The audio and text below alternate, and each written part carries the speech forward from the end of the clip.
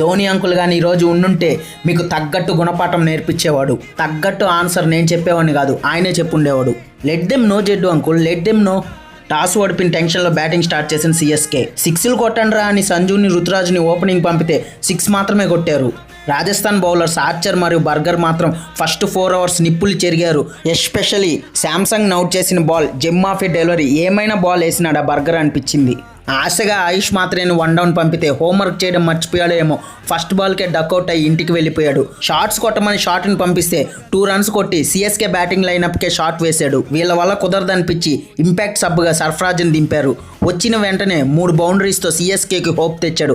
కానీ ఇంత లోపలే జడేజాకి దొరికిపోయాడు. దీంతో సర్ఫరాజ్ కూడా సగం టీంని షాపింగ్కి సంతకు తీసుకొని వెళ్ళాడు. కానీ మ్యాచ్లో మంచి రసపట్టు ఇప్పుడే వచ్చింది. ఫస్ట్ బాల్కే 6 కొట్టి దూబే అని చూపించాడు. 4th బాల్కి అవుట్ చేసి పోబే అని చెప్పిన జడేజా.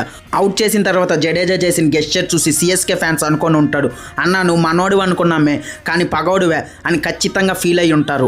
ఎట్టకేలకు 14 కోట్లు పెట్టి కొన్న కార్తిక్ అయితే బ్యాటింగ్కి వచ్చాడు. ఒక 6 కొట్టిన తర్వాత కుర్రోడిలో మంచి విషయం ఉంది అనుకునే లోపలే ఏమీ లేదని చెప్పి అవుట్ అయి వెళ్ళిపోయాడు. ఒక ఎండ్లో ఓవర్టర్న్ మెల్లగా బండిని ముందుకు లాక్కుంటూ వెళ్ళాడు. కానీ ఇంకో ఎండ్లో బ్యాట్స్మెన్లు వికెట్లు విసురుకుంటూ వెళ్ళారు. కంబోస్తో కలిసి ఓవర్టర్న్ సిఎస్కేని 100 దాటిచ్చాడు. అప్పుడు సిఎస్కే ఫ్యాన్స్ కొంచెం ఊపిరి పీల్చుకున్నారు. ఓవర్స్ అయిపోతున్నాయని ఓవర్టర్న్ 43 రన్నులు చేసి అవుట్ అయ్యాడు. దీంతో సిఎస్కే 127కి ఆల్అవుట్ అయ్యింది. చేజింగ్ స్టార్ట్ చేసిన ఆర్ఆర్కి ఫస్ట్ బాల్లోనే మిస్ఫీల్డ్ రూపంలో 2 రన్లు ఇచ్చారు. ఇక 3rd బాల్లో నేను అవుట్ అవుతాను అని క్యాచ్ ఇచ్చిన సూర్యవంశీని లేదు నువ్వు హాఫ్ సెంచరీ చేయాలని చెప్పి క్యాచ్ డ్రాప్ చేసి మరి 4కి పంపించాడు మన 14 కోట్ల పులి కార్తిక్. దీంతో నీ ఆశను నేను ఎందుకు కాదనాలని చెప్పి వచ్చిన బౌలర్ని వచ్చినట్టు బడితి పూర్తి చేసి పంపించాడు మన సూర్యవంశీ. అలా సింపుల్గా 15 బాల్లో హాఫ్ సెంచరీ పూర్తి చేసుకొని ఇంకా చాలు అని చెప్పి అవుట్ అయ్యాడు. జెట్ స్పీడ్లో వచ్చిన జురెల్ జెట్ లాగా 9 బాల్లకు 18 రన్నులు చేసి జెట్ స్పీడ్లో వెళ్ళిపోయాడు. 36 బాల్లో 38 రన్నులు చేసిన జైస్వాల్తో కలిసి 12.1 ఓవర్లో 128 కొట్టి మ్యాచ్ని పూర్తి చేసిన పరాగ్. మ్యాచ్ తర్వాత ఆర్ఆర్ రన్ రేట్ రాకెట్ లాగా జుయ్యని ఫస్ట్ ప్లేస్కి వెళ్ళింది.